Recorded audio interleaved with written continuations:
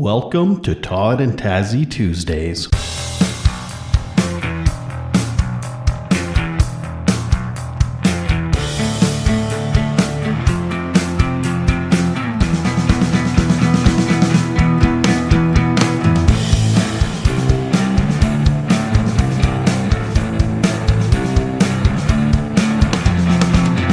Hugs and Mental Health production.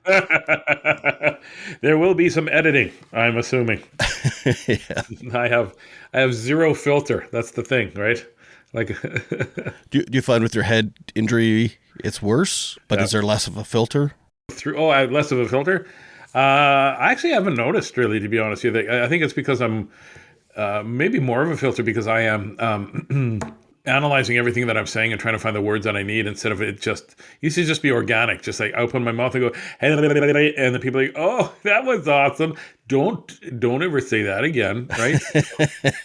I thought it'd be very funny. Yeah, I know what, it wasn't. So.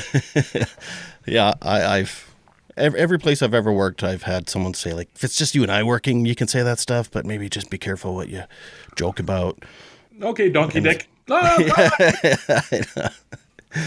Yeah, that's and I've learned since being diagnosed with ADHD that that's kind of a common thing. Yeah, oh, for sure. I'm surprised that anybody that has ADHD has been able to read any of the books that we have about ADHD. I bought one before I was diagnosed. It was Gabor Mate's one. Okay, yeah. I read about 10 pages. I was going to write a book on procrastination, and the first 5 pages were printed, and the rest is just blank, and nobody would know.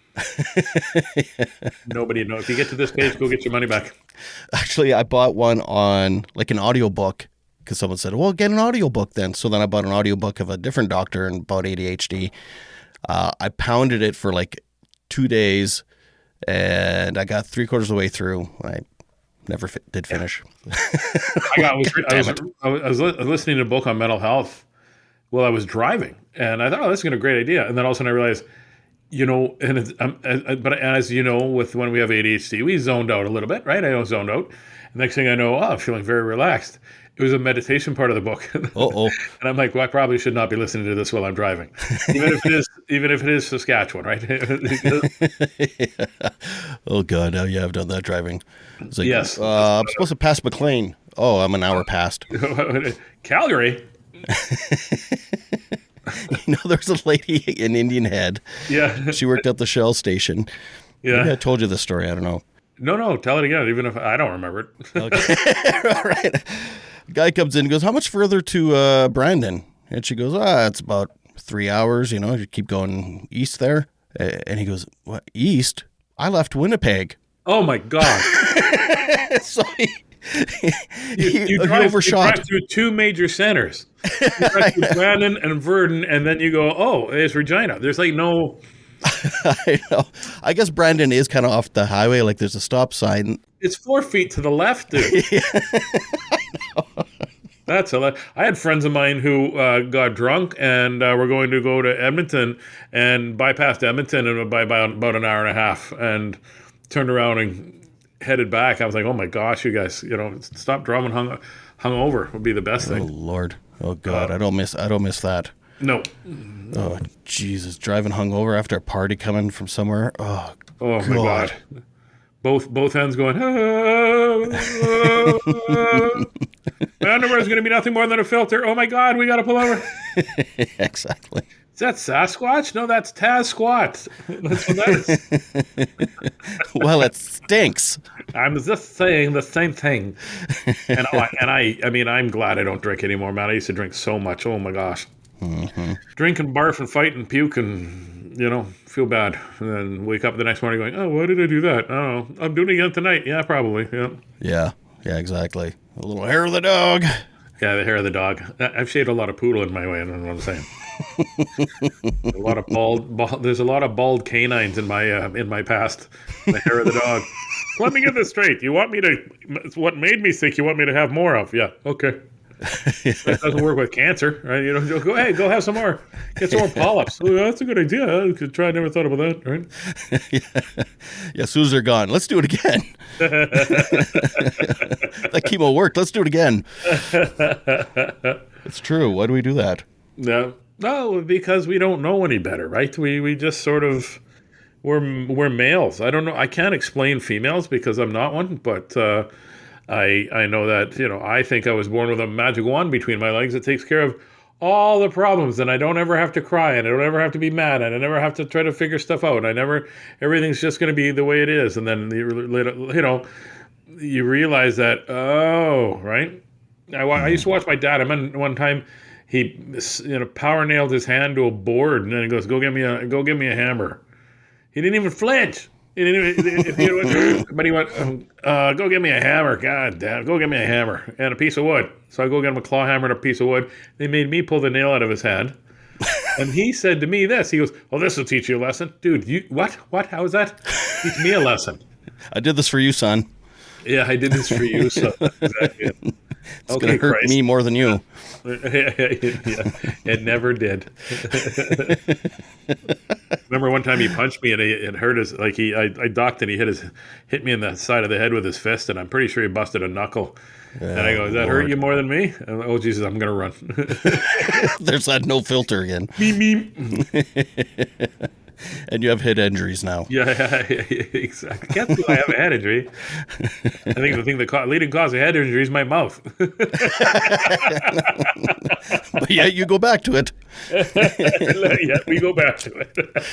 Hey, speaking of men's mental health, I got a little fun surprise for you. Uh-oh. I dug up some stats and stuff, and I thought it'd be fun to play a little game with you. I'll give you some multiple choices.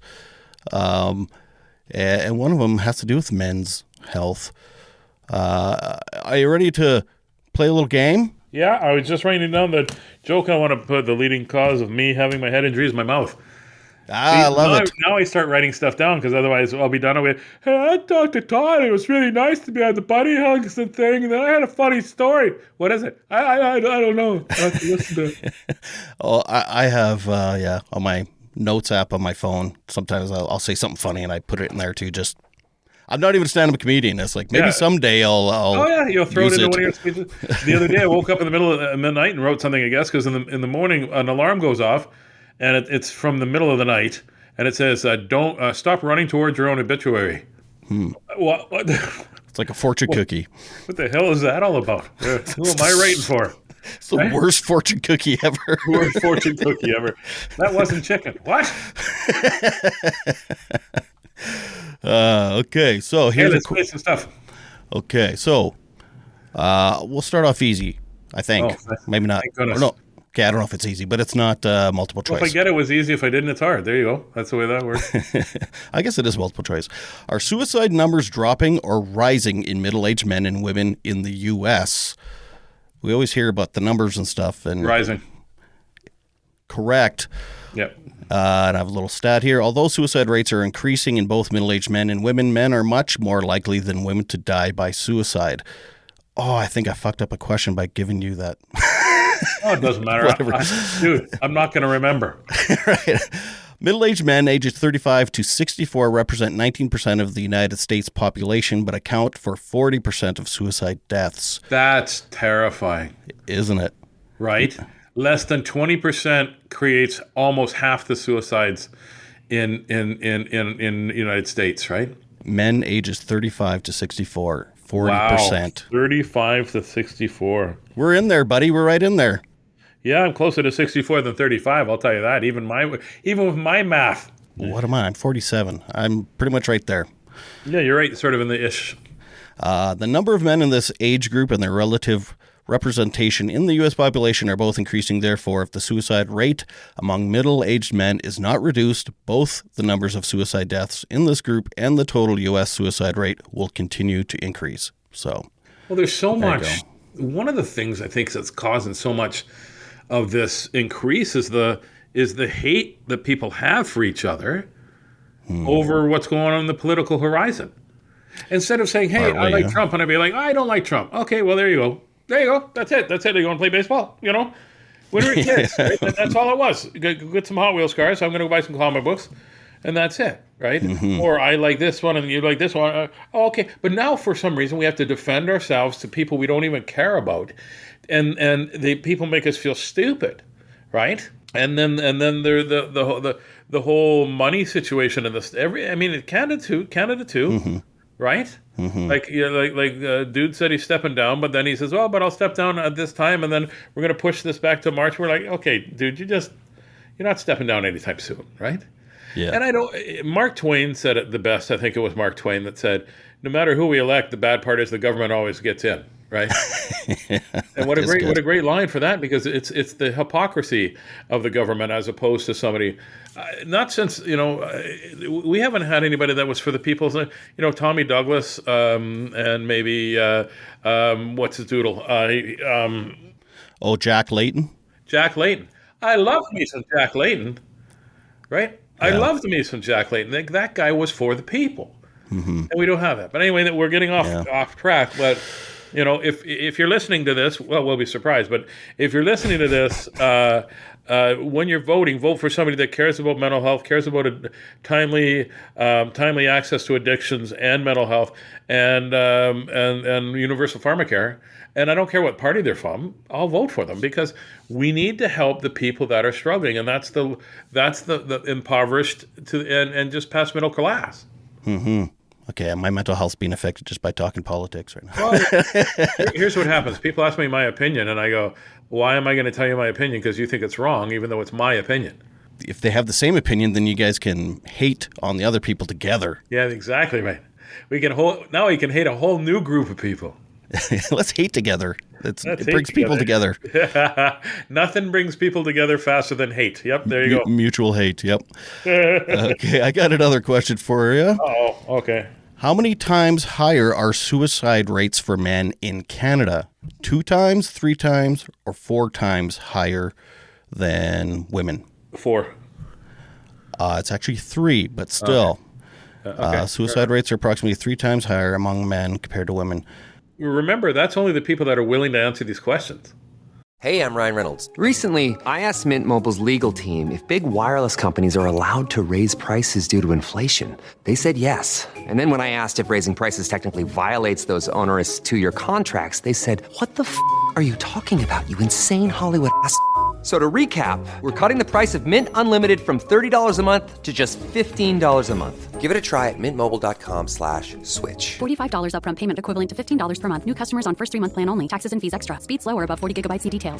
Right. Do you know what I mean? If you ask 100 people and 3 times more men said, yeah, but that's only 3 times as many men willing to say I've even attempted or thought about suicide, right? Or succeeded. Or succeeded. That's even the worst part. Yeah. Yeah. But yeah, that staggers me too. How many more suicides with states with the fewest gun laws are there? Okay, so I have to explain this one. Yeah, I understand what you're saying. Yeah. So yeah, some states have less gun laws and some are more strict. So what is the suicide? What is that? Okay, so is it 1.5 times, 1 and 3/4 times? I'm pretty sure that you're not going to get the job on Jeopardy, dude. Like I'm just. Well, okay, I can read them. I just can't write them apparently. So if you live in a state with really strict, really loose gun laws, are you 1.5 times more likely to die of suicide, 1.75 times, or twice as likely? I'd say twice as likely. More than twice as many suicides by firearms occur in states with the fewest gun laws relative to the states with the most laws. Yeah. And that is because the guns are in the house. The guns are easy. One of the reasons I don't have any weapons in my house is because I was afraid I was going to use them. Right. On my suicide attempt, I did have guns in the house. I don't know why. Thank God I didn't decide to go that way. Yeah. My brain went another way. But after that, they were actually taken away, and this was 10, 12 years ago. Yeah. And I mean, I could take a course and whatever and get them back, but I was like, you know what? Fuck it. What's the point? For the however many times a year I go and shoot at gophers or whatever, and I'm like, I'm getting too old for that even. It's like my heart breaks to watch anybody die. So I'm like, because I do have ADHD too, it is a spontaneous decision thing, and it's so easy access, and no fucking around. I don't think it would be a good idea. I mean, I'll never harm myself physically. I know that. I do it mentally all the time. No, you don't. Shut up. Anyway, But yeah, I don't have weapons in the house for that very, very reason. That was around the time when my kids were young and stuff too. And I was like, it's just not worth Yeah. it. How many suicides were reported in the U.S. in 2022? So how many people died of suicide in the U.S. in 2022? 25,000, 35,000, or 50,000? 35,000. Over 49,000 died in the U.S. Oh to my suicide. God. That's crazy. That's one every 11 minutes.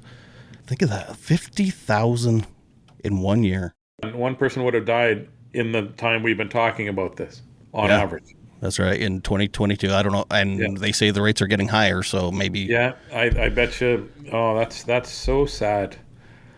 And you think of COVID and all the stuff they did. And why isn't this a pandemic? Yeah. I mean, I kind of get it, but still. Anyway, I got another question here. Between January and July of 2024, so they started taking some stats. They didn't finish the year on this study.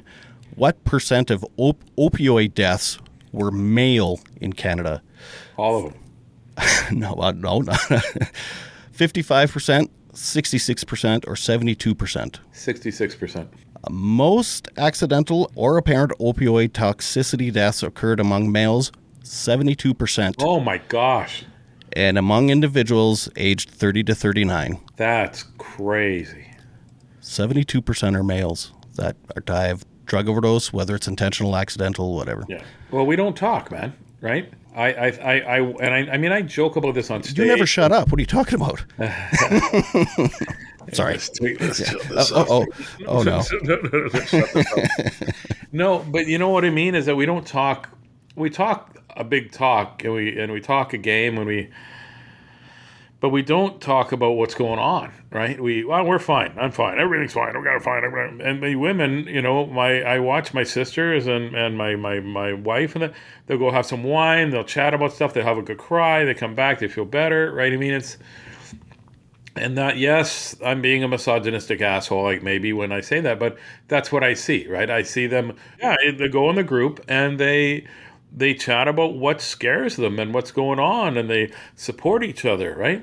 And a lot of guys will do that, but you have to find that right group of guys, and you have to want to know that it's available. Well, that's something I talk about in my talk sometimes is if you can't find a safe space, well, fucking create one.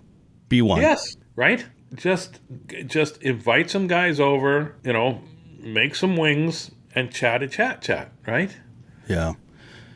It's it almost seems like men need another male to open up first to give them permission to talk. Because we never want to be the first one to jump into the water, right? Yeah.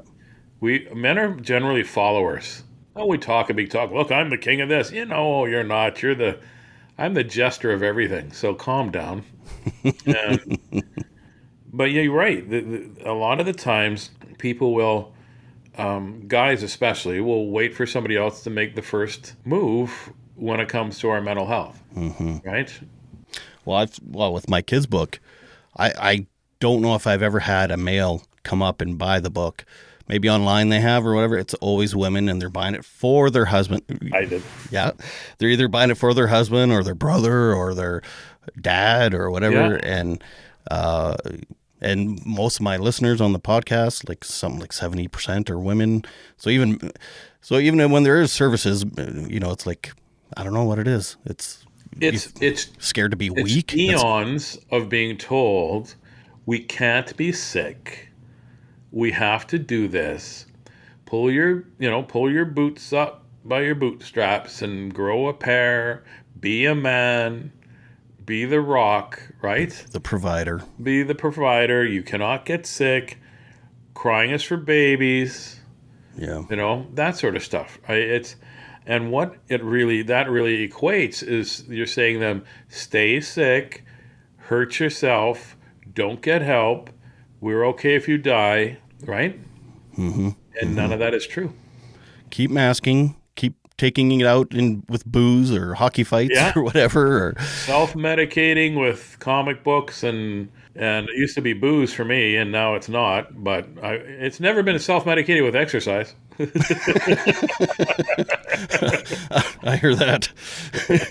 I might be doing a talk in May or something, and it's mental health on the move, and it's about exercise and stuff. I'm like, oh gosh, shit. I'm gonna have to. I didn't get a call for that one. They looked they took one look at my picture and went, no, there's too many roundy bits on that guy. Well, I mean, bowels move. Do they? I think so. I think they're supposed to. But you're supposed to. Okay, I got one more. Yeah, I'm 57, and I'm like, they're supposed to. You know what you need? McDonald's poutine. That'll get you. Oh, that stuff. I thought that was like eating crayons. Good Lord. It's worse than that. Terrible. Okay, I have another one last question here. Oh, just one? Okay. How many overdoses with opioids between 2016 and 2024? Sorry. Oh, fuck, you're right. I'm never getting a job in Jeopardy. Don't beat yourself up over it. That's my job. Oh, yeah, right. How many overdoses with opioids between 2016 and June of 2024 in Canada? Right. Nearly 30,000, 40,000, or 50,000? Well, given what the other one said, I'll have to say over 50,000. Nearly 50,000. There was a total of 49,100 something. Apparent opioid toxicity deaths reported between January 2016 and June 2024. That's amazing. First of all, why didn't they do the full year? That bothers me. That's my OCD going, hey, you should have went the full year. Right. But those numbers are scary, buddy. Well, I saw that number, and it was the same number of suicides in the United States in 1 year.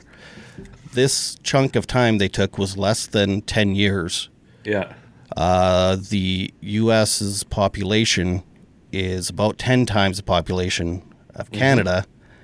So per capita, we'll say, roughly, we have just as many overdoses in that time period than there are suicides in the States. And you often wonder how many of these suicides were accidental because they were just trying to escape the demons, right? Oh, I know quite a few overdoses in the last few years. I used to love my opioids. Oh, God. Was that right? Because you just sort of sit there and be like, everything's nice and fuzzy. I've never tried. Right? Don't. They're good for pain and terrible for the brain pain. So. I mean, I did other stuff, but yeah, I was more of a marijuana and mushrooms guy. But yeah, but then it got to the point I was high for probably about 3 years straight. Like literally every waking moment, I was high or smoking, or drinking. Yeah, those numbers were staggering.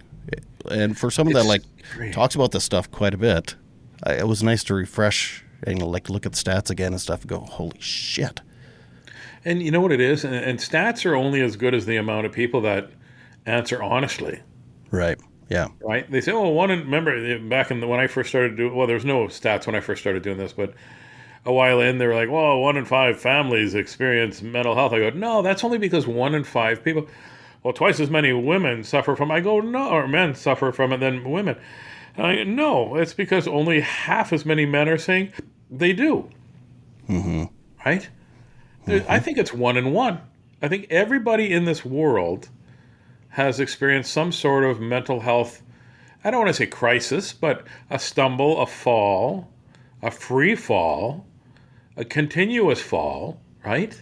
Mm-hmm. Something like that. And I'll stand by those numbers. Even if they're wrong, I still believe that.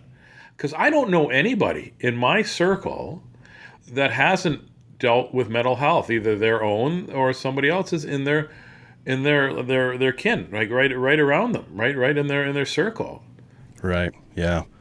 Well, another thing about the men's mental health, I think a lot of men don't even realize too. So it's like in my family, it was very common for males to have anger issues. And then I saw a meme a while ago that said anger is anxiety's bodyguard.